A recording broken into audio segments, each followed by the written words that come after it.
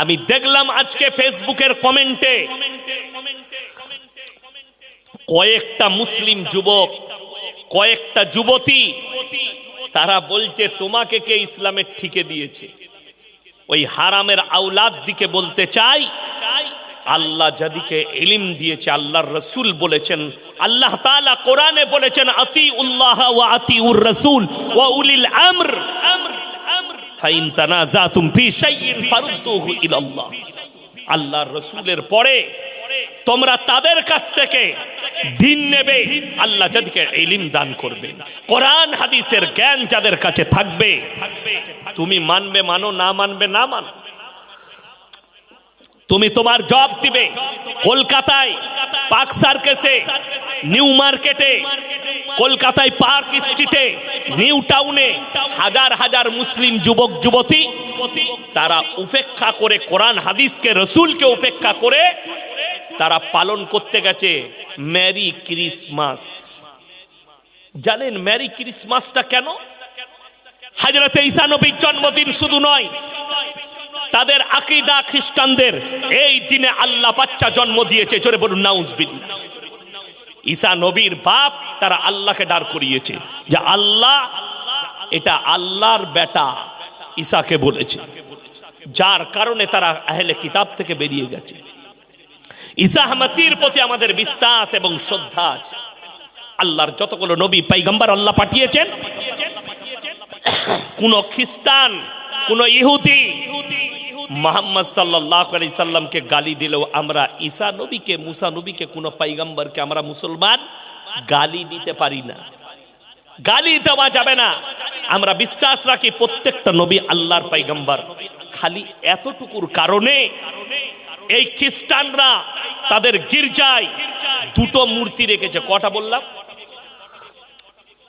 এক হচ্ছে মারিয়ামের, তার মা ঈসা নবীর মা মারিয়াম, হযরতে মারিয়ামের। দ্বিতীয় হচ্ছে ঈসা মাসীহ।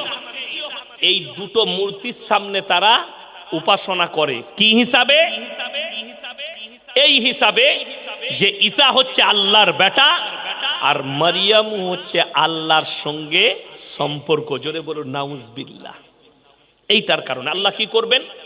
কোরআনে বলে দিয়েছেন এই পাপের কারণে আল্লাহ রাব্বুল আলামিন কিয়ামতের দিনে দাঁড় করাবেন কাকে? হযরতে ঈসা মাসীহকে। আর জিজ্ঞেস করবেন, ইজ ক্বাল আল্লাহু ইয়া ঈসা ইবনে মারইয়াম আনতা কুলতা লিন-নাস ইত্তাখিদুনি ওয়া উম্মি ইলাহাইনি মিন দুনিল্লাহ। হে ঈসা, তুমি কি বলেছিলে তোমার কওমকে আল্লাহ ছাড়া আমি আর আমার মা আরো দুটো আল্লাহ? ঈসা নবী তখন বলবেন, আল্লাহ, যে কথা বলার আমার হক নেই, অধিকার নেই, আমি কেমন করে বলতে পারি? আমি যদি বলে থাকতাম ইন্নাকা আনতা আল্লামুল গুয়ুব, আলিমুল গায়ব, তো আপনি সব জানেন। আল্লাহ বলবেন আমি জানি, এদিকে বিশ্বাস স্থাপন করানোর জন্য দাঁড় করিয়েছি। শুনেলেন, কোন মুসলিম যুবক পহেলা জানুয়ারি কেউ পালন করবেন না। জোরে বলুন ইনশাআল্লাহ। জানুয়ারিতে যারা পিকনিক করবে হারাম। আপনি যদি সন্তানকে টাকা দেন হারাম। শুনেলেন, কোরআনের দলিল দিচ্ছে, কোরআন সূরা ফাতিহা একবারই শেষ আয়াত, গায়রিল মাগযুবি আলাইহিম ওয়ালাদ-দাল্লিন। মাগযুব মানে ইহুদি আর দাল্লিন মানে নাসারা। এই দুটো দলই পদভ্রষ্ট, আর এদের যারা অনুসারী হবে তারাও পদভ্রষ্ট হয়ে যাবে। আপনারা যারা উস্তাখার আছেন, হাওড়া, হুগলি, 24 পরগনা, মিটিয়া বুরুজের কাপড় ব্যবসায়ী যত আছেন, এই পহেলা জানুয়ারি আপনি আপনার কারিগরকে ফিস্ট করার লেগে টাকা দিবেন না। তাকে রমজান মাসে একদিন ইফতারি করিয়ে দেন, রমজান মাসে একদিন বিরিয়ানি খাইয়ে দেন, নেকি পাবেন। রমজান মাসে একদিন ভালো ইফতারি করিয়ে দেন, নেকি পাবেন। কিন্তু কেউ যদি জিদ করে পহেলা জানুয়ারি ফিস্ট করে, সব থেকে দুঃখ, আপনি পিকনিক স্পটে যাচ্ছেন যেখানে হাজার হাজার জিনা, মদ, গাঁজা ইত্যাদি, আর আমাদের মুসলিম যুবকরা এই দিনে ডিজে বাজিয়ে, হিন্দি গান চাপিয়ে, ড্যান্স করে গাড়িতে বেঁধে নিয়ে যাচ্ছে পিকনিক স্পটে আর রান্না করে খাচ্ছে। হে আমার মুসলিম যুবক, তোমার কি ঈদ পছন্দ হলো না? তোমার কি বকরা ঈদ পছন্দ হলো না? তোমার কি মুহররম পছন্দ হলো না? তোমার কি মুহররমের মাস, বরকতপূর্ণ মাস, এই মাস কি তোমার পছন্দ হলো না? খাও না। কত খাবে? রমজানুল মুবারকের মাসে ইফতারি কত করবে? করো না। গ্রামের যুবক, এই আজকে একসাথে ইফতারি করব, সবাই চাঁদা তুলে ইফতারি করো, বিরিয়ানি করে খাও। রমজান মাসে তারাবি পড়ে সবাই বিরিয়ানি একসাথে খাবো। হারাম নাকি? বরঞ্চ নেকি আছে। মুসল্লিদিকে দাওয়াত দিলেন, আমরা সবাই টাকা খরচ করব, আপনারা যারা মুসল্লি আছেন তারাবি পড়বেন, রোজা রেখেছেন রোজদাররা সবাই খাবেন, আপনি নেকি পাবেন। কিন্তু পহেলা জানুয়ারি হারাম পালন করবেন না। আমাদের বলার দায়িত্ব আল্লাহ দায়ী করেছে, আপনাকে দাওয়াত দিলাম, কবুল করবেন না। আপনার জবাব আপনি আল্লাহর কাছে দিবেন, আমি আমার জবাব দেবো, আমি আপনার জবাব দিতে যাব না। কেন? যারা মনে মনে ভাবছেন আমি পাপের সাগরে ডুবে থাকবো, আমি পাপ করে যাব, অসুবিধা নেই। যতই পাপ করি, যতই গুনাহ করি, হুজুররা আছে মিলাদ পড়িয়ে জান্নাতে দিবে। তোর হুজুর মার খাবে, তুইও খাবি, এটা মাথায় রাখবে। হুজুররা, তুমি পাপের সাগরে ডুবে থাকবে মদ গাঁজায়, হুজুররা দোয়া করে তোমাকে জান্নাতে দিবে, তুমি এই আশা করে বসে আছো? কোরআন বলছে, শোনো, সূরা আরাফ প্রথম পৃষ্ঠা, আলানাস আলান্নাল্লাযীনা উরসিলা ইলাইহিম ওয়ালা নাসআলান্নাল মুরসালিন। আমি কিয়ামতের দিনে এই মৌলবি মোল্লা পীর ফকিররা অনেক দূরের কথা, আমি নবী পয়গম্বর রাসূল দিকেও দাঁড় করাবো, তার উম্মতকেও দাঁড় করাবো, উভয়কে জিজ্ঞাসাবাদ করা হবে, আপনি দাওয়াত কেমন দিয়েছেন, তোমরা দাওয়াত কিভাবে কবুল করেছো না করনি। আল্লাহ উভয়কে দাঁড় করিয়ে জিজ্ঞাসাবাদ করবে। আপনি যদি ব্যর্থ হন যে নবীর দাওয়াত আপনার কাছে পৌঁছেছে, রাসূলের দাওয়াত পৌঁছেছে, কোরআনের দাওয়াত পৌঁছেছে, রাসূলের সুন্নাত আপনার কাছে পৌঁছেছে, কিন্তু আপনি গ্রহণ করেননি, আপনি এড়িয়ে গেছেন, আপনি ব্যর্থ হয়েছেন, আপনার জন্য জাহান্নাম ছাড়া আর কিছুই থাকবে না। সেই দিনে আপনি বিপদগামী হবেন। যারা মনে মনে ভাবছেন আমার পীর আছে পার করাবে, আমার মৌলবি আছে পার করাবে, আমার অমুক হুজুর আছে পার করাবে, আমার বেটা আছে পার করাবে, তারা কান খুলে শুনেলেন, নবীজির থেকে দামি লোক পৃথিবীতে কেউ এসছে? কথা বলেন, আসেননি। নবীজি সাল্লাল্লাহু আলাইহি সাল্লাম নিজের চাচা জানকে কলমা পড়াতে পারেননি। কথাটা বুঝতে পেরেছেন না? পারেননি। তাহলে আমার মতো ফুটো মৌলবি আপনাকে কি করে জান্নাতে নিয়ে যাবে? নাম্বার এক, নবীজি সাল্লাল্লাহু আলাইহি সাল্লাম তেনার চাচা জান যখন মৃত্যুর শয্যায় নবীজির কাছে এসে বললেন, ইয়া রাসূলুল্লাহ, আপনার চাচা জান যেন মারা যাবেন। নবীজি ছুটে গিয়ে চাচার হাতটা ধরলেন। শেষ অবস্থা নবীজি বললেন, হে আমার চাচা, আপনি একবার খালি কলমাটা পড়ে নিন, আমি আল্লাহর কাছে কেঁদে কেঁদে আপনার জন্য ক্ষমা চাইব। নবীজির চাচার উত্তর কি বেরিয়েছে জানেন? হে আমার ভাইপো, আমি যদি এক্ষুনি কলমা পড়ি, লোকে বলবে মৃত্যু ভয়ে কলমা পড়েছে, আমি কলমা পড়তে পারবো। আল্লাহ আয়াত পাঠালেন রাসূলের কাছে, ইন্নাকা লা তাহদি মান আহবাবতা ওয়ালাকিন্নাল্লাহা ইয়াহদি মান ইয়াশা। হে আমার নবী, শুনে নাও, সকলে বলুন হিদায়েতের মালিক কে? হিদায়েতের দপ্তর আমার হাতে, আমার ইচ্ছা নেই তোমার চাচা আর কলমা পড়তে পারবে না। নবীজি চোখ দিয়ে পানি এসেছে। আল্লাহর নবী বললেন, ওগো আল্লাহ, তুমি আমাকে যতদিন না নিষেধ করছো, আমি আমার চাচার জন্য কেঁদে কেঁদে ক্ষমা চাইবো। নবীজি চাচা চলে গেছেন দুনিয়া ছেড়ে। আল্লাহর নবী হাত তুললেন আল্লাহর কাছে, চোখের পানি, দাড়ি মুবারক রাসূলের ভিজে গেছে, আল্লাহর কাছে কাঁদছেন, আল্লাহ তুমি আমার চাচাকে ক্ষমা করে দাও। আল্লাহ রাব্বুল আলামিন রাসূলের কাছে জিবরিল আমিনকে আয়াত নিয়ে পাঠালেন, কি বলে? মা কানা লিন নাবিয়্যি ওয়াল্লাযীনা আমানু আন ইস্তাগফিরু লিল মুশরিকিন ওয়ালাউ কানু উলি কুরবা। হে নবী এবং মুমিন দুজন, তোমরা শুনে নাও, যারা মুশরিক হয়ে, বেঈমান কাফের হয়ে, বদ্দিন হয়ে মারা গেছে, তাদের জন্য দোয়া করতে পাবে না, সে যদি তোমাদের নিকটতম আত্মীয় হয় তাও। আল্লাহ নিষেধ করলেন, দোয়া করতে পাবেন না। নবীজি নিজের চাচার জন্য দোয়া করতে পাইনি, আল্লাহ নিষেধ করে দিয়েছেন। আর তোমার জীবনটা মদের ভাটিতে আর গাঁজার ভাটিতে কাটাবে, চিরজীবন মদের ভাটিতে কাটিয়ে দিলে, আর তুমি বলছো হুজুরকে দিয়ে মিলাদ পড়িয়ে জান্নাতে যাব। তোর হুজুর মার খাবে, তুইও খাবি, লেখে নিয়ে যা। জীবনে কিচ্ছু নাই। আচ্ছা বলুন তো, যে কোনো হুজুরকে, দেওবন্দি হোক, আহলে হাদিস হোক, ফুরফুরা হোক, আজানগাছি হোক, যে দলেরই হোক, তাকে যদি দোয়া করতে ডাকেন, কোন হুজুর এই দোয়া করে? আল্লাহ আমাকে দেশি মুরগি দিয়ে ভাত দিয়েছে, গাওয়া ঘিয়ের পরোটা খাইয়েছে, 5,000 টাকা দিবে। এর আব্বা 5 বোতল মদ খেয়ে মারা গেছে, আল্লাহ আমাকে যখন এত খাতির করেছে, তোমাকে আমাকে জান্নাতে দিতেই হবে। এই দোয়া শুনেছেন কোন হুজুরের? আমরা কি দোয়া করি? আল্লাহ মুমিনিন মুমিনাত, মুসলিমিন মুসলিমাত। হুজুরদের দোয়া কি? মুমিনিন মুমিনাত, মুসলিমিন মুসলিমা। এই দোয়া করে আল্লাহ মুমিন মুমিনা, মুসলিমিন মুসলিমা, এদিকে তুমি ক্ষমা করে দাও। তো যদি মুমিন হয়, আচ্ছা যে 4 বোতল মদ খেয়ে মরে গেল, সে তো পাক্কা মুমিন মনে হয় নাকি? আপনারা বিচার করবেন, আমি বলবো না। আমাদের দেশে মুসলিম ঘরে বাস করছে, নাস্তিক, আল্লাহ মানে না, রসুল মানে না, তারও জানাজার নামাজ হয়। ঠিক বললাম না ভুল বললাম? তার জানাজা পড়া যাবে না।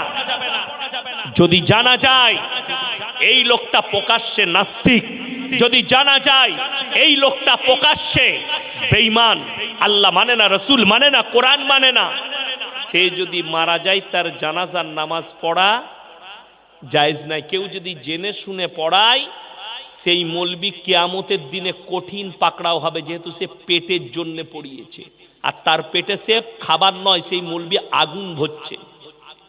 দলিল দি তসলিমা নাসরিন, এর নামটা মুসলমান, এ যদি মারা যায়, এর জানাজার নামাজ যদি কোনো মৌলবি পড়ে, 100% সেই মৌলবি আর জান্নাতে যেতে পারবে না, এর মধ্যে কোনো সন্দেহ নেই। পড়াই যাবে না, হারাম। তসলিমা নাসরিনকে কি করতে হবে? পুড়িয়ে দেখ, নাহলে কুকুরকে খাইয়ে দেখ, নাহলে শুয়োরকে খাইয়ে দেখ।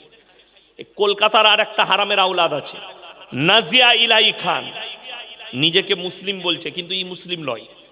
আমি একে 3 বার ইনভাইট করেছি, একটা বায়ান আমি দেখলাম, আমাকে গালি দিয়েছে, ও বলেছে আমাকে চর মারবে, ওই মেয়েটা।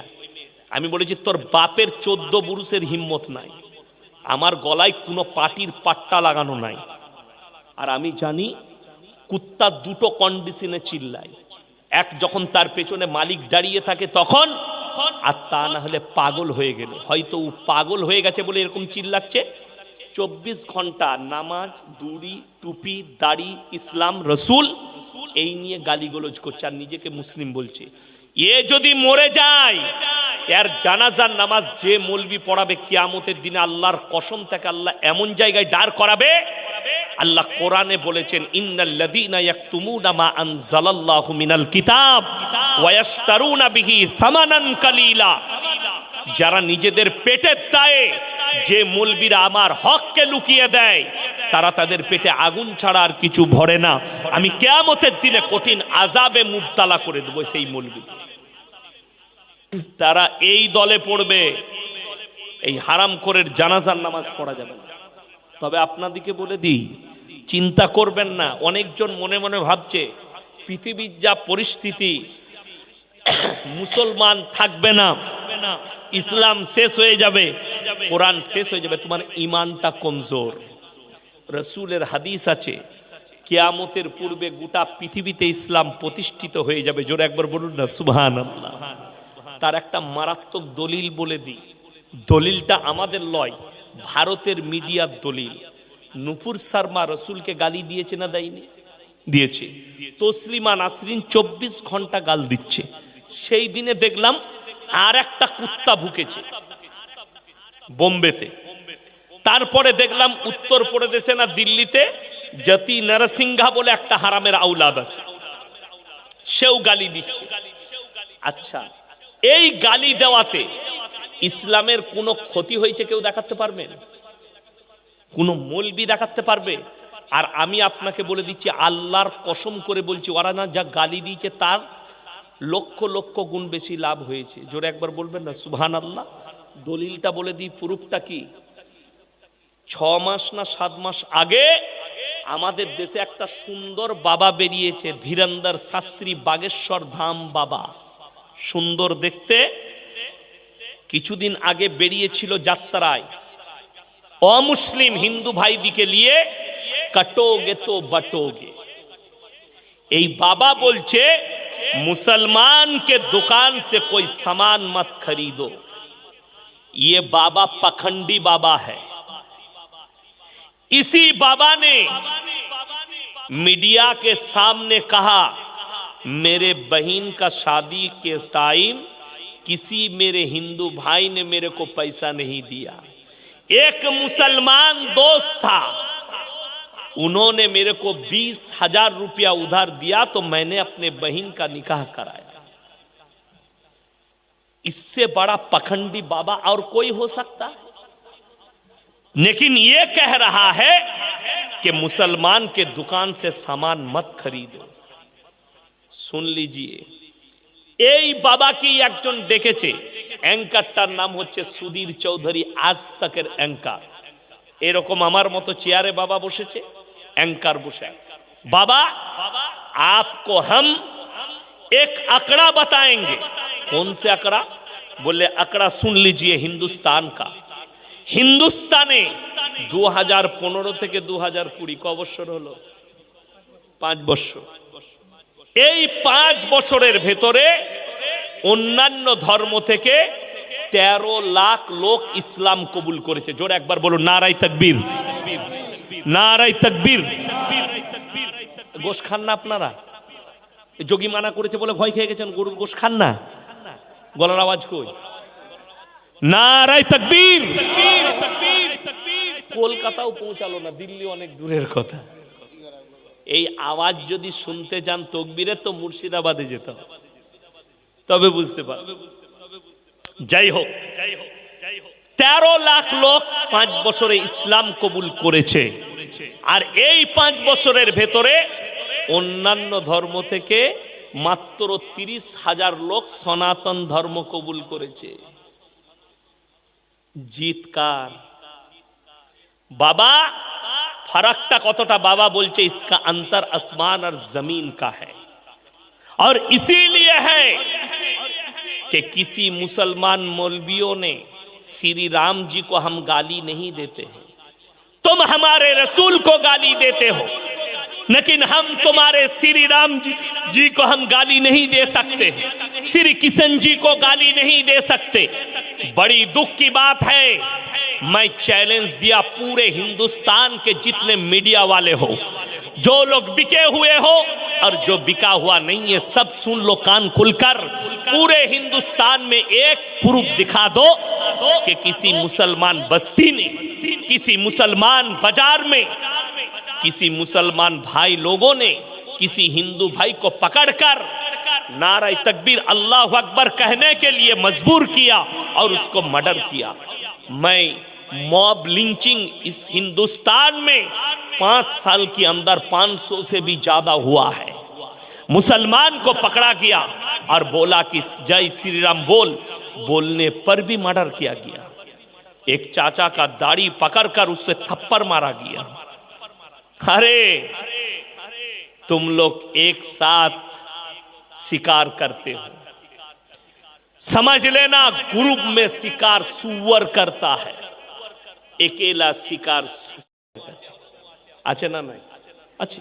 দামি ভিক্স আছে, সেই দামি ভিক্সটা হচ্ছে কোরআন। এই কোরআনটা তার কাছে পৌঁছাবে কারা? শুধু মৌলবীদের দায়িত্ব? এই কোরআনের ব্যাখ্যা বিশ্লেষণ, কোরআনের যে দাওয়াত, শুধু আমরা দায়ে পড়ে গেছি যে আমরাই পৌঁছাবো। আপনি চায়ের দোকানে চা খান, আপনি বাজারে উঠা বসা করেন, আপনার হিম্মত নাই একটা অমুসলিম ভাই ইসলামের কোনো প্রশ্ন করলে আপনি উত্তর দিতে পারেন। উত্তর কি আছে? আপনি উত্তর দিচ্ছেন গালি, আপনার উত্তর মারামারি, আপনার উত্তর হচ্ছে হাতাপাই, আপনার উত্তর তার ধর্মকে গালি দেওয়া। আর আল্লাহর কসম করে বলছি, রাসূল সাল্লাল্লাহু আলাইহি ওয়াসাল্লাম যে দ্বীন প্রচার করলেন, ইসলাম প্রচার করলেন, এটা আখলাক আর চরিত্রের উপরে করেছে, আখলাকের উপরে। কোরআনে স্পষ্ট ভাষা, এটা প্রত্যেকটা মুসলিমের উচিত আলোচনা করা। আজকে স্টেজে দেখতে পায় বহু বক্তা যাদের কাছে ইলম কালাম নাই, যারা মাদ্রাসার মুখ দেখেনি, দুটো বই পড়ে সে বক্তব্য দিচ্ছে, স্টেজে অন্য ধর্মের সমালোচনা করছে, কারো দেব দেবীর সমালোচনা করছে। যদি এর কাছে কোরআনের জ্ঞান থাকতো, রসুলের আখলাক থাকতো, আর হাদিস কোরআনের জ্ঞান থাকতো, এটা করতো না। ওই জন্য আমাদের পোস্টার ছাপা হয়, এতগুলো নাম লেখা হয় পোস্টারের আগে, চতুর্বেদী, পঞ্চম বেদী, অষ্টম বেদী মাল, কত রকমের বক্তা, কেউ মন্ত্র পড়ছে স্টেজে, কেউ আরো কিছু পড়ছে, দিয়ে সে বুঝাতে চাইছে তোর ধর্মটা খারাপ। অথচ কোরআন বলছে ওয়ালা তাসুবুল্লাযীনা ইয়াদউনা মিন দুনিল্লাহ ফায়াসুবুল্লাহা আদওয়াম বিগাইরি ইলম। হে আমার নবী, পৃথিবীর মানুষকে বলো, তোমরা তাদেরকে গালি দিও না যারা আল্লাহ ব্যতীত দেবদেবীর উপাসনা করে, তাদের ধর্মকে গালি দিও না, তাদের দেবদেবীকে গালি দিও না, তারা অজ্ঞাত অবস্থায় তোমার আল্লাহকে গালি দিবে। তুমি খালি তোমার ধর্মটা বুঝাও, তুমি তোমার আল্লাহর পরিচয়টা দাও, তোমার রসুলের আখলাকটা প্রচার করো, তুমি খালি ইসলামটা সহিভাবে প্রচার করো। আর আল্লাহর কসম করে বলছি, আপনি যদি রসুলের ইসলাম, রসুলের আখলাক যদি প্রচার করেন, একটা মানুষও আপনার কাছ থেকে কষ্ট পাবে। কিন্তু বড় দুঃখের বিষয়, এই স্টেজগুলো তামাশার জায়গা হয়েছে আজকে, তামাশা।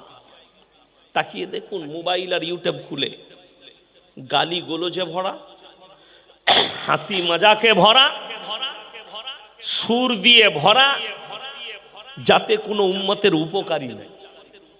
আমাদের দেশের কিছু জায়গা আছে, কিছু মানুষ আছে, কিছু মহিলা আছে, কিছু যুবক আছে, তারা বলছে হুজুর সুর দিয়ে বক্তব্য দে, সুরে জলসা শেষ, বুঝলি কি হুজুর, বুঝিনি কিছু, খালি গলাটা ভালো ছিল। ওই কানে হাত দিয়ে খালি 1 ঘন্টা খালি মা বাপ ভাইয়েরা বোনেরা চলেছে, আর 1 ঘন্টা গল্প আর কিস্সা কাহিনী, সমাজ শেষ। সে এইটা আলোচনা করতে পারলো না যে তার ইমানটা কিভাবে টিকে থাকবে, সে এইটা আলোচনা করতে পারলো না বেঈমান কাফেররা কিভাবে মাথায় চাপছে, সে এইটা আলোচনা করতে পারলো না যে সমাজে তোমাকে হারামকে ছেড়ে হালালকে ধরতে হবে। এই বায়ান নাই, কিস্সা কাহানি। আপনাদেরই 24 পরগনার এক বক্তা, অল্প বয়সী ছেলে, হুগলি ডিস্ট্রিক্টে, ওই আপনার ডানকুনির আশেপাশে, আমার সাথে আমি মসজিদে শুয়েছিলাম, আমি উজু করে আসছি, বায়ান করছে পুরো একদম আল্লাহ বিরোধী, পুরো একদম রসুল বিরোধী, কোরআন হাদিস বিরোধী। সমাজে আপনাদের মতো লোক বসে আছে, সে যখন বলছে সবাই কি বলছে জানেন? সুবহানাল্লাহ। আমি সালা এরা কি বুঝলে যে সুবহানাল্লাহ বলে দিলে, বুঝতে হয় তবে তো সুবহানাল্লাহ বলবে। কথাটা বুঝতে পারেননি? আমি যদি বলি আল্লাহ সব থেকে মহান, তখন আপনি বলবেন একদম মহান সুবহানাল্লাহ, তবে আপনি বুঝতে পারলাম যে আপনি বুঝতে পেরেছেন আল্লাহ মহান, কিন্তু আপনি তার মানে মতলব বুঝলেন না, আর সুবহানাল্লাহ বলছেন। এইটা হচ্ছে আমাদের দেশের রোগ। বায়ান কি হচ্ছে? যে শব্দটা আল্লাহ নিজের জন্য প্রযোজ্য করেছেন, বাকি নবী পয়গম্বরের জন্যও লাগাননি, সেই শব্দ একজন অলির জন্য, একজন পীরের জন্য ব্যবহার করা হচ্ছে। যে শব্দ আল্লাহ নিজের জন্য ব্যবহার করেছেন, কোরআন খুলে শব্দ কি বলছে সে বায়ান।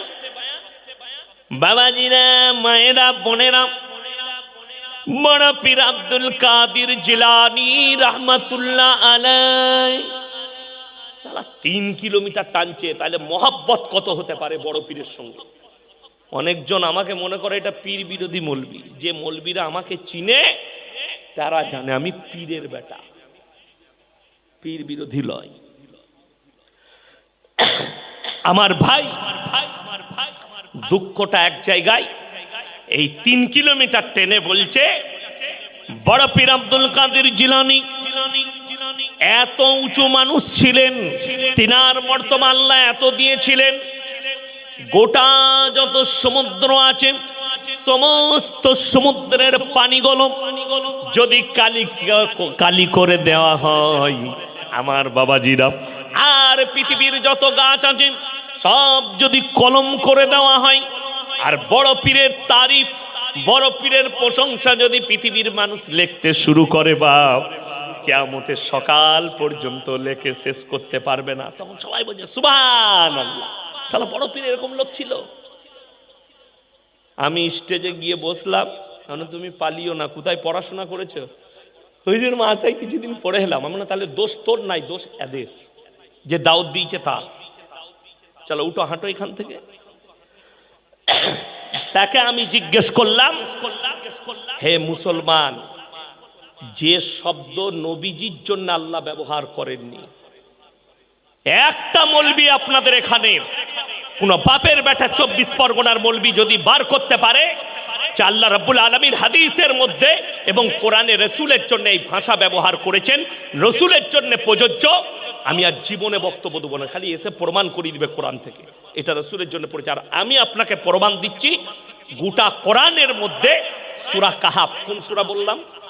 সূরা কাহাফ একবারই শেষ আয়াতের আগের আয়াত, সূরা কাহাফের যেখানে মারিয়াম, সূরা মারিয়াম শুরু হচ্ছে 16 পারায়, তার আগে একটা আয়াত আগে আল্লাহ রাব্বুল আলামিন নিজে কি বলছেন কোরআনে, কার জন্য? পৃথিবীতে শুনে নেন, আল্লাহর কসম করে বলছি, একটা মানুষও নিজের প্রশংসা করার যোগ্যতা রাখে না, স্বয়ং সিরেফ আল্লাহ রাখেন। জোরে বলুন সুবহানাল্লাহ। নিজের প্রশংসা করার যোগ্যতা একমাত্র আল্লাহর আছে, বাকি পৃথিবীর কারণ নাই। কোরআন খুলেন, আমার আল্লাহ রাব্বুল আলামিন কোরআনে বললেন, কুল লাউ কানাল বাহরু মিদাদাল লিকালিমাতি রাব্বি লানাফিদাল বাহরু ক্বাবলা আন তানফাদা কালিমাতু রাব্বি ওয়ালাউ জিনা বিমিসলিহি মাদাদা। হে আমার নবী, পৃথিবীর মানুষকে বলো আমার সম্পর্কে, গোটা পৃথিবীর যত দরিয়া আছে এই পানিগুলো যদি কালি করে দেওয়া হয় আর মানুষ যদি আমার প্রশংসা লিখতে শুরু করে, পৃথিবীর সব মানুষ, সমস্ত কালি শেষ হবে, আবার আমি অতটাই দেবো, সেটাও শেষ হবে। কিয়ামতের সকাল পর্যন্ত পৃথিবীর মানুষ আল্লাহর প্রশংসা লিখে শেষ করতে পারবে না। জোরে একবার বলুন সুবহানাল্লাহ। এটা আল্লাহ কার জন্য বললেন? নিজের জন্য প্রযোজ্য করলেন। বাকি কোরআনে হাদিসে না রসুল বলেছেন না আল্লাহ কোন নবী পয়গম্বরের জন্যও এটাকে প্রযোজ্য করেননি। মূর্খ হওয়ার কারণে বলছে আমি মোবাইলে শুনে বায়ান করছি। আমি তুই মোবাইল থেকে পাস করা মৌলবি, আর এই মোবাইল থেকে পাস করা মৌলবি আর সুর দেখে যদি বক্তা দাওয়াত দেন, আলহামদুলিল্লাহ কম গুমরা ছাড়া আর কিছু হবে না, কম ধ্বংস হয়ে যাচ্ছে। সেদিনে মুর্শিদাবাদে এক জায়গায় জলসাই ছিলাম, সমস্ত আলেম হাফেজ গুলো নিচেই, যে মাদ্রাসার মুখ জীবনে দেখে নাই সে হচ্ছে প্রধান বক্তা। আমি তাদেরকে বললাম, শোনো, তোমাদের এই কাগজটাই হচ্ছে কিয়ামতের আলামত। এই স্টেজগুলো যখন সমাজ একটা মূর্খর কাছ থেকে, একটা বাদ্দিনের কাছ থেকে, একটা দুটো চুটি বই পড়া, বাংলা বই পড়া লোকের কাছ থেকে ইলম নিতে চাইবে, আল্লাহ তাআলা বড় বড় আলেম দিকে আগে তুলে নেবেন ইলমের থেকে। আপনাদেরকে ইমানদারির সঙ্গে বলছি, একটা লোক সাল চেল্লা লাগিয়েছে, 1 সাল চেল্লা লাগিয়ে এসছে, 4 মাসের সাথী, আলহামদুলিল্লাহ ভালো কাজ, নেকির কাজ করেছে, নামাজ পড়ুক, তসবিহ করুক, কিন্তু তার কাছ থেকে কোরআন হাদিস বুঝতে গেলে সমাজ গুমরা হয়ে যাবে। আমি বাপের বেটা ইয়াসিন বলে গেলাম। যদি কোনো বাপের বেটা মৌলবি থাকে, সে যদি বলে মাদ্রাসায় পড়া লাগবে না, কোরআন হাদিসের জ্ঞানের প্রয়োজন নাই, খালি 4 মাস ঘুরে এসছে, আর কাছ থেকে ইলম লওয়া যাবে, আমি ইয়াসিন জীবনে আর সমাজের বুকে বক্তব্য দেব। চ্যালেঞ্জ নিয়ে আসুন বুড়ি পুকুরের কোন মুহাদ্দিসকে তুলে, ইয়াসিন এই বক্তব্য দিচ্ছে, 1/2 কিলোমিটারের মাথায় আছে, আমি আর বক্তব্য দেবো না, যা টাকা খরচ হয়েছে স্টেজটার আমি দিয়ে বাড়ি যাব, এক্ষুনি পেমেন্ট করব। যদি বলে ওই লোকটা জীবনে মাদ্রাসায় কোনো জায়গায় কোনো মৌলবীর কাছে পড়া শিখেনি, 2টো বই পড়েছে, 2 দিন চেল্লাই গেছে, 1 চেল্লা দিয়ে এসছে, তার কাছ থেকে ইলম লওয়া যাবে, সমাজ গুমরা হয়ে যাবে। আমি বলছি এই আলেমরা বসে আছে। আমি তবলিগ বিরোধী নয়, যারা মনে করছেন না আমি তো তবলিগেরই লোক, কিন্তু কেন বলছি বুঝিয়ে দিই। আচ্ছা, আমি আজকে জলসা করতে এসেছি 180 কিলোমিটার দূর থেকে বর্ধমানে। আমার আব্বাজিকে সবাই চিনে, মওলানা শওকত আলী মাজাহিরিকে। আমি যদি বাবা, আমি তো বক্তা তো বটেই, 6 মাস আমি ক্যান্সারের রুগীদিকে কিভাবে অপারেশন করতে হয়, চিকিৎসা করতে হয়, আমি বই পড়ে ট্রেনিং নিয়েছি, বই পড়েছি। তো তোমাদের এলাকার যতগুলো ক্যান্সারের রুগী আছে সকালবেলা এই স্টেজে নিয়ে আসবে, আমি অপারেশন করব। হুজুর কি দিয়ে করবেন? কুদাল আর গাঁইতি দিয়ে করব। আমাকে পাগল বলবেন না, বলবেন না? ঠিক সেম এই অবস্থা। আপনি ডাক্তার দেখালে আপনি দত্তপুকুরে দেখাবেন না, পুকুরিয়ায় একটা ডাক্তারকে দেখাবেন না। আপনার কাছে পয়সা আছে, আপনি কলকাতায় দেখাবেন না। আমি ডাক্তার দেখাবো ব্যাঙ্গালোরে গিয়ে। লোক যাচ্ছে না, যায়নি ব্যাঙ্গালোরে?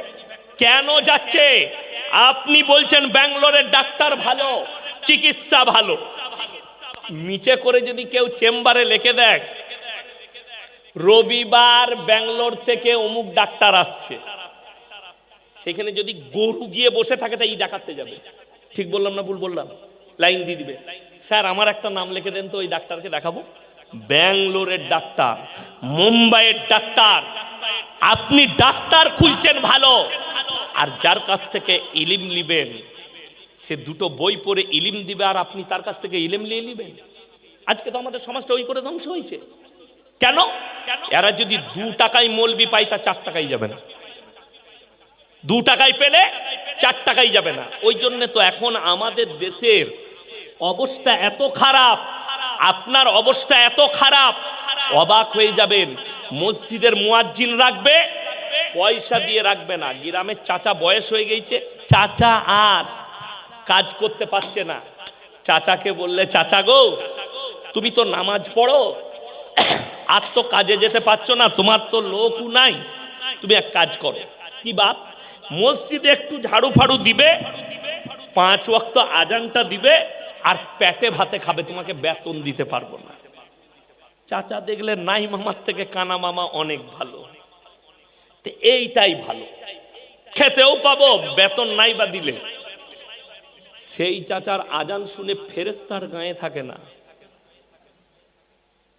কথাটা বুঝতে পারেননি? সে আজান দিছে আল্লাহু আকবার,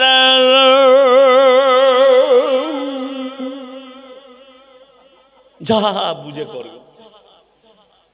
আরে এগুলো সমাজে আপনারা ইসলামটাকে মজাকের পাত্র বানিয়েছে।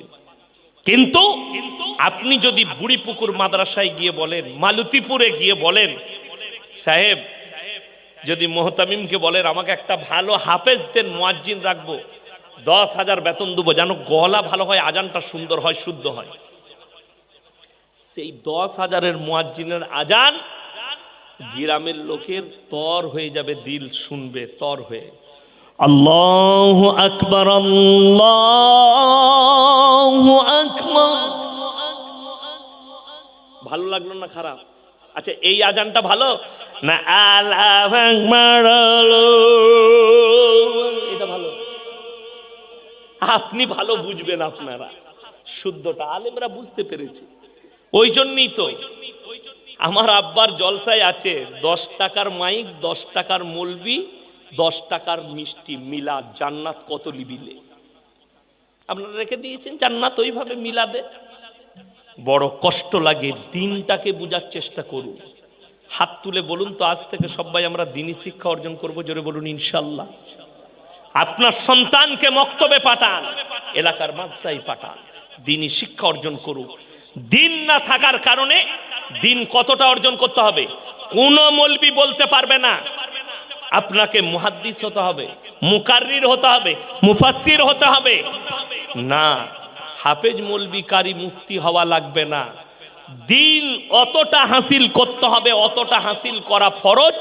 দ্বীনি ইলম যতটা করলে হারাম হালাল চিনতে পারেন, দিন আর বদ্দিন চিনতে পারেন, শিরক আর বেদাত চিনতে পারেন, কুফরি চিনতে পারেন।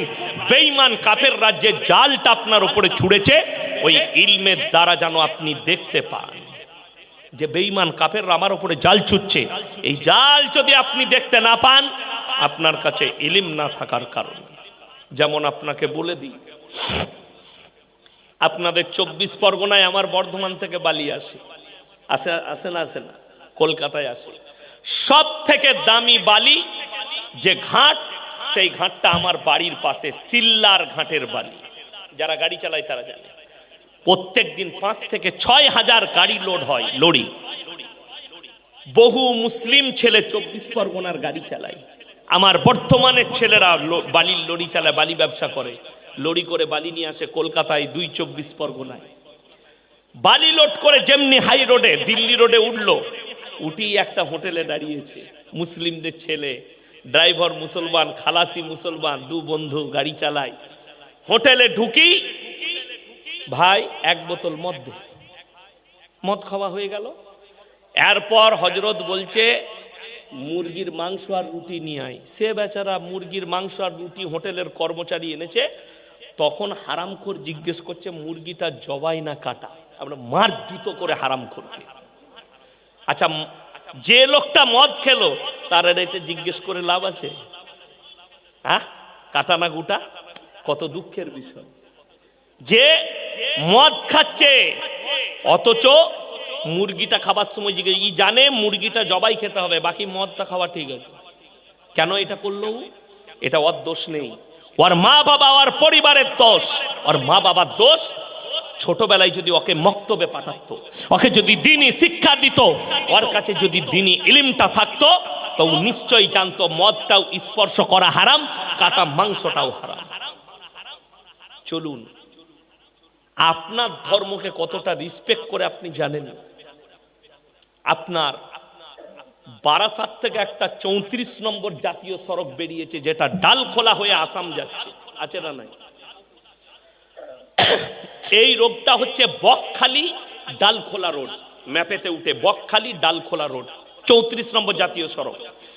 এই জাতীয় সড়কে বহরমপুর, মুর্শিদাবাদ বহরমপুর পার করার পরে, বাইপাস পেরোনোর পরে পলসন্ডা মোড়, পলসন্ডার পরে একটা হোটেল আছে। হোটেলটা পাঞ্জাবিদের পাপ্পুদা ধাবা হোটেল। ওই হোটেলে 3টে বোর্ড লাগিয়েছে। কেন? তারা জানে আমরা যে জায়গায় ব্যবসা করছি এটা মুসলিম প্রধান এলাকা, আর মুসলমানদের কাছে মদ স্পর্শ করা হারাম। 1 নম্বর বোর্ড লেখা আছে মদ বিক্রি করা নিষেধ। 2 নম্বর বোর্ড মদ পান করা নিষেধ। 3 নম্বর বোর্ডটা যেটা দিয়ে আছে নো স্মোকিং, ধূমপান নিষেধ। তারা জানে আমরা যেখানে ব্যবসা করছি মুসলিম প্রধান। আর আপনাকে আমি দেখিয়ে দেব, তার হোটেল থেকে 10 কিলোমিটারের মাথায় মুসলিমদের হোটেল আছে। হারামখোর মদ খায়, মদ বিক্রি করে। আপনাদের 24 পরগনায় নাই? কথা বলেন। মুসলিম মদ খাচ্ছে, মদ বিক্রি করছে। আপনাকে আমি দত্তপুকুরে দেখিয়ে দেবো, আপনাকে আমি হাড়োয়াই দেখিয়ে দেবো, মদ পান করে, মদ বিক্রিও করে। এইটা হচ্ছে দুঃখের। আপনি মুসলমান হয়ে হারাম জেনে আপনি কারবার করছেন, আর একটা অমুসলিম সে জানে মুসলমানরা মদ স্পর্শ করে না। আমি ওই হোটেলটাই মাঝে মাঝে খানা খাই, ওই হোটেলটাই মাঝে মাঝে চা খাই। যখন মুর্শিদাবাদ থেকে জলসা করে মালদা কিংবা উত্তরবঙ্গ যাই, আমি ওখানে দাঁড়িয়ে নাস্তা করি, টিফিন করি, খুব রেসপেক্ট করে। আমি খাই বলে আমাদের মতো মৌলবীকে কাগজের গিলাসে পানি দেয়, কাঁচের গিলাস দেয় না। কেন? সে জানে কত হারাম খানেওয়ালা লোক ওই গিলাসে, কাঁচের গিলাসে পান করে। এরা পবিত্র লোক, এদিকে দেয়া যাবে না, কাগজের গিলাস দেয়। তারা আপনার ধর্মকে, ওই পাঞ্জাবিরা কতটা রেসপেক্ট করে, অথচ আপনি নিজের ধর্ম সম্পর্কে জ্ঞান রাখেন, আপনার হুঁশ নেই। চলুন, আপনি এইটা জেনে গেলেন। রাতের বেলায় ইয়াসিন ভাই এসছিল আমাদের পুকুরিয়ায়, বলে গেছে জবাই করা মাংস খাবি। আচ্ছা, সকালবেলায় আপনি কলকাতায় গেলে কোনো রেস্টুরেন্টে, হোটেলে খেতে গেলে আপনাকে জিজ্ঞেস করা লাগবে না যে মুরগিটা জবাই না কাটা? কথা বলেন, জরুরি এটা। আপনি যেখানে খান, যদি অপরিচিত জায়গা হয়, আপনাকে জিজ্ঞেস করতে হবে দাদা মুরগিটা জবাই না কাটা। যদি জবাই হয় আলহামদুলিল্লাহ খান, বিশ্বাস হচ্ছে আপনি খান, নাইলে খাবেন না, বিশ্বাস না হলে। চলুন, আপনি এইটা বুঝলেন। সকাল বেলায় বাজারে গিয়ে, রাতের বেলায় জলসা শুনেছি, বর্ধমান থেকে ইয়াসিন ভাই এসেছিল, সে বলে গেছে জবাই করা মাংস খাবে। কিনছেন জবাই করা মাংস, কিন্তু টাকাটা বা সুদের টাকা সেই একই মাল দাঁড়িয়ে গেল। কথাটা বুঝাতে পারলাম? টাকাটা সুদের টাকা, মুরগিটা জবাই, মাল একই দাঁড়িয়ে গেল। কেন? আমার আল্লাহ কোরআনে বলেছেন ওয়াহাল্লাল্লাহুল বাইয়া ওয়া হাররামার রিবা, তোমাদের জন্য সুদকে হারাম করেছি আর ব্যবসাকে হালাল করেছি। যেটা বলুন সুবহানাল্লাহ। ব্যবসা হালাল, আপনি ব্যবসা করুন, ব্যবসায় বরকত দিয়েছে, ব্যবসা রাসূলের সুন্নাত, আপনি ব্যবসা করুন, কোনো অসুবিধা নেই। সুদ হারাম। প্রথমেই একজন আলেম বক্তা বায়ান করছিলেন এই স্টেজে যে সব থেকে নিম্ন পাপ, 1 টাকা যদি কেউ সুদ খায় নিজের মায়ের সঙ্গে 36 বার জিনা করার সমান পাপ হবে। এটা রাসূল সাল্লাল্লাহু আলাইহি সাল্লামের হাদিস। সব থেকে নিম্ন যারা সুদ খায়। আচ্ছা আপনি বলুন, এখানে এমন একটা ব্যক্তি হাত তুলেন যে জানেন না সুদ খাওয়া হারাম? সবাই জানে না? জানে না সুদ খাওয়া হারাম। এইটা জানার পরে যে মুসলিম সুদ খেলো সে আল্লাহর সঙ্গে যুদ্ধ ঘোষণা করলো না? করলো না? সে রাসূলের সঙ্গে যুদ্ধ ঘোষণা করলো না? করলো না? অথচ আমাদের দেশে অবাক হবেন, মসজিদে মদ খেয়ে কেউ ঢুকতে পায় না, গাঁজা খেয়ে ঢুকতে পায় না, সুদখোররা আতর লাগিয়ে নামাজ পড়তে পায় জুম্মার দিনে। ঠিক বললাম না? কোনো বাধা নাই। সুদও খাচ্ছে, হারামখোর নামাজও পড়ছে, আর লোককে বলছে আমি মুমিন। তুমি কি তোমার দিলকে জিজ্ঞেস করো? তোমার তো মসজিদে প্রবেশই করা যায় না। যে প্রত্যেক দিন মায়ের সঙ্গে জিনা করার পাপ করছে তার আর মসজিদে প্রবেশ করা যায়? করতে পাবেন যদি মসজিদের দরজায় পাটা রেখে বলেন আল্লাহ যত পাপ করেছি জীবনে তুমি আমার সব পাপকে মুছে দাও, আমি আজ থেকে আর এই সুদের ধারে পাশে যাব না, আল্লাহ তোমার গুনাহগুলো ক্ষমা করে দিবেন। যারা মনে করছেন আমি পাপের সাগরে ডুবে গেছি, এত পাপ করেছি, আমি কি ইস্তেগফার করলে আল্লাহ ক্ষমা করবেন? সূরা ফুরকান। যারা পাপ করেছেন মনে মনে ভাবছেন, যাদের মনে হচ্ছে কাল থেকে আর পাপ করব না, নামাজ পড়ব, আল্লাহর ধ্যানে যাব, রাসূলের আখলাকে যাব, তারা শুনেলেন সূরা ফুরকানে আল্লাহ ওয়াদা করেছেন